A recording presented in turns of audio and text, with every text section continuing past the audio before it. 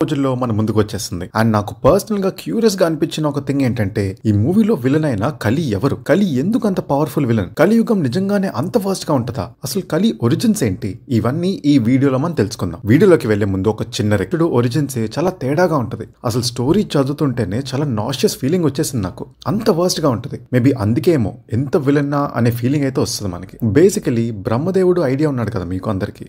బ్రహ్మ దగ్గర ఉన్న థింగ్ ఏంటంటే, ఆయన బాడీ నుండి ఏదొచ్చినా కూడా అది ప్రాణం పోసుకుంటుంది. అలానే బ్రహ్మ బ్యాక్ సైడ్ నుండి ఒక ఇంప్యూరిటీ వచ్చింది. ఆ ఇంప్యూరిటీ ప్రాణం పోసుకొని అధర్ముడు అనే పర్సన్ గా రూపం చెందింది. నేమ్ చూస్తేనే మీకు అర్థమైపోయింది కదా, ధర్మంకి ఫుల్ గా ఆపోజిట్ ఉంటాడని. ఈ అధర్ముడికి మిథ్య అనే ఒక వైఫ్ ఉంది. మిథ్య అంటే కైండ్ ఆఫ్ లైక్ డెల్యూజన్. ఇక్కడ కూడా వీళ్ళ నేమ్స్ అన్ని మన ఎమోషన్స్ కి మెటఫర్స్ లా ఉంటాయి. అధర్మంతో కూడిన పనులు ఎందుకు చేస్తామంటే, అవి చేసి హ్యాపీగా ఉండొచ్చు అనే డెల్యూజన్ లో పడి చేస్తాం. అందుకే వీళ్ళిద్దరు హస్బెండ్ అండ్ వైఫ్ అని చెప్పారు. వీళ్ళిద్దరికి ఒక కొడుకు ఒక కూతురు పుడతారు. కొడుకు పేరు దంపుడు, అంటే మోసం అని మీనింగ్. కూతురు పేరు మాయ. వీళ్ళిద్దరూ సిబ్లింగ్స్ అయినా సరే పెళ్లి చేసుకుంటారు. వీళ్ళిద్దరికి ఒక కొడుకు ఒక కూతురు పుడతారు. కొడుకు పేరు లోబుడు. లోభం అంటే తెలుసు కదా, ఒకరి దగ్గర ఏమైనా ఉంటే అది మనదైపోవాలని దురాశపడడం. కూతురు పేరు నికృతి, అంటే మిజరీ.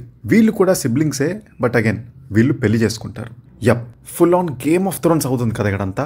వీళ్ళిద్దరూ పెళ్లి చేసుకున్నాక క్రోధుడు అనే కొడుకు, హింస అనే కూతురు పుడతారు. Anger and violence, again siblings, but అయినా సరే వాళ్ళిద్దరూ పెళ్లి చేసుకుంటారు. వీళ్ళిద్దరికీ పుట్టినవాడే కలిపురుషుడు. Yes, is a product of incest between every bad emotion ever. Kali పుట్టగానే లెఫ్ట్ హ్యాండ్ తో తన పీనిస్ అండ్ రైట్ హ్యాండ్ తో తన టంగ్ పట్టుకొని ఈవిల్ గా నవ్వుతాడంట. దీనికి కూడా ఒక మెటఫర్ ఉంది. లస్ట్ అండ్ టేస్ట్ అనే రెండు ఎమోషన్స్ ని బేస్ చేసుకొని కలి అనేవాడు మనల్ని కంట్రోల్ చేయడానికి ట్రై చేస్తాడనే దాన్ని ఇలా రిప్రజెంట్ చేశారు. కలి మెయిన్ గోల్ ఒక్కటే, ఈ యూనివర్స్ లో పూజలు, యజ్ఞాలు, యాగాలు, డొనేషన్స్ ఇవేమీ జరగకుండా ఆపేయడం, సనాతన ధర్మం కూలగొట్టేయడం. బేసికలీ మనిషి అన్న ప్రతి వాడిని ఈవిల్ చేసేద్దామని తన గోల్. ఇలా జనాలు బాగుపడే ఛాన్సెస్ ఏవి ఇవ్వకుండా తొక్కేయడానికి ట్రై చేస్తూ ఉంటాడు. మీరు లార్డ్ కృష్ణ స్టోరీ ఫాలో అయితే, ఆయన అవతారం చాలించిన ఇయర్ వచ్చేసి 3102 BC. ఇక్కడతో ద్వాపర యుగం ఎండ్ అయిపోయింది. ఇక్కడ నుండి నడుస్తుంది మొత్తం కలియుగమే. ఆల్సో మీరు అశ్వత్థామ స్టోరీ వినే ఉంటారు కదా. మహాభారతం టైంలో తన బ్రహ్మాస్త్రం ఎక్కువ పెడతాడు. అది అభిమన్యుడు భార్య అయిన ఉత్తరకి తగులుతుంది. ఆ టైంలో ఉత్తర ప్రెగ్నెంట్ ఉంటుంది. థ్యాంక్ఫుల్లీ కృష్ణుడు అక్కడే ఉండడం వలన ఆమెని సేవ్ చేస్తాడు. అండ్ అశ్వత్థామకి శాపం కూడా పెడతాడు. నువ్వు చిరంజీవియే అయినా సరే ఒళ్ళంతా కురుపులతో ఇలానే బ్రతుకుతావు కలియుగం అయ్యేదాకా అనేసి కర్స్ చేస్తాడు. అందుకే అశ్వత్థామకి వార్ లో జరిగిన ఇంజరీస్ కూడా హీల్ అవ్వవు, అలానే తిరిగేస్తూ ఉంటారు. సో ఈ ఉత్తరాకి పుట్టిన అతనే పరీక్షిత్ మహారాజు. ఒకరోజు భూదేవి ఒక ఆవు రూపంలో తన దూడ తప్పిపోయి ఏడుస్తూ ఉంటది. అదే టైంలో కేవలం ఒక కాలుతో ఉన్న ఎద్దు ఒకటి ఆ ఆవు దగ్గరికి వచ్చి, ఎందుకు ఏడుస్తున్నావంటే, కలియుగం వచ్చేసింది, రాబోయే అనార్థాలు తలుచుకొని ఇలా ఏడుస్తున్నా అంటది. ఆ ఒంటికాలి ఎద్దు ఒక ధర్మానికి రిప్రజెంటేషన్. ధర్మం ఎప్పుడు 4 కాళ్ళ మీద నిలబడుతుంది అంటారు కదా, కానీ కలియుగం వచ్చేసరికి ఒక కాలు మాత్రమే ఉంది. ఇదే టైంకి కలిపురుషుడు ఒక కర్ర తీసుకొని ఆ ఎద్దుని కొడుతూ ఉంటాడు.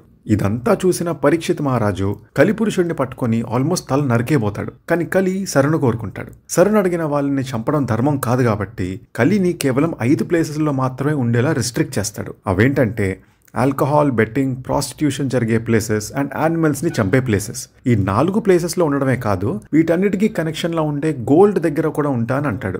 Gold in the sense money. Parikshit is like, yeah okay fine, కానీ ఇప్పుడు నాకు కనబడకు అని చెప్పి వెళ్ళిపోమంటాడు. కానీ పరీక్షిత్ మర్చిపోయిన ఒక విషయం ఏంటంటే, తన కిరీటం కూడా గోల్డే. అలా పరీక్షిత్ కే స్పాట్ పెడతాడు కలి. అలా జరగడం వల్లనే పరీక్షిత్ ఒక చనిపోయిన పాముని శమిక మహర్షి మీద వెయ్యడం, ఆయన కొడుకైన శృంగి పరీక్షిత్ ని శాపించడం, ఇలా ఇదంతా ఇంకొక స్టోరీలోకి సెగ్వే అవుతుంది. బట్ ద పాయింట్ ఇస్, కలి ఎంత పవర్ఫుల్ అంటే, కురువంశం నుండి వచ్చిన గ్రేట్ రూలర్, పాండవుల వారసుడు, అలాంటి పరీక్షిత్ లాంటి మహారాజుని కూడా పొజెస్ చేసేసాడంటే ఇంకా నార్మల్ హ్యూమన్స్ ఎంత.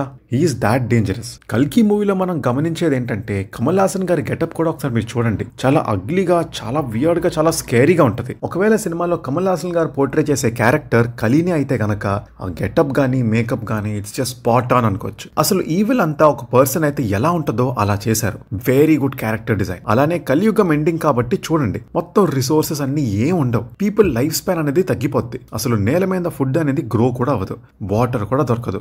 ఇవన్నీ కలియుగాంతం సైన్సే. మరి ఈ కలి చావాలంటే దీనికి కూడా విష్ణుదేవుడే సొల్యూషన్ కూడా ఇచ్చేశారు. కలియుగాంతంలో తనే కల్కి అవతారంలో మళ్ళీ వస్తా అని, కలి సంహారం చేస్తా అని, ఇదంతా కల్కి పురాణంలో ఉంటుంది స్టోరీ. ఆ స్టోరీ కూడా కావాలంటే కింద కమెంట్ చేసేయండి, దాని మీద కూడా ఒక వీడియో చేద్దాం. సో అదండి video. And do like, share and subscribe to